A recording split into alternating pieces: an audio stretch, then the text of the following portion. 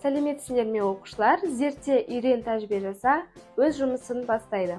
Бүгін біз өсімдік қалай дамиды атты тақырыбымыздағы тәжірибемізді бастаймыз.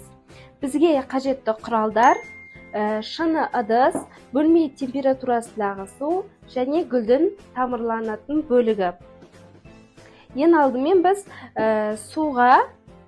шыны ыдыстағы суға гүлді салып қоямыз.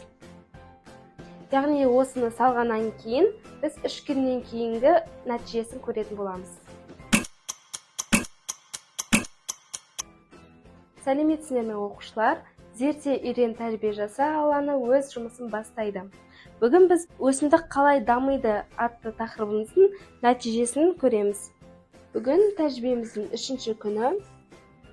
Жақындап қарасаңыздар, бұл жерде майда тамырлар шығып бастаған.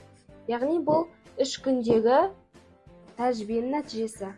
Міне байқап қарасаңыздар, мұның тамыры шыққан. Яғни бұны ары қарай топыраққа отырғызуға болады. Өсімдік қалай дамиды атты тақырыбымыздың тәжірибесі бүгін өз мәресіне жетті. Бізбен бірге болыңыздар.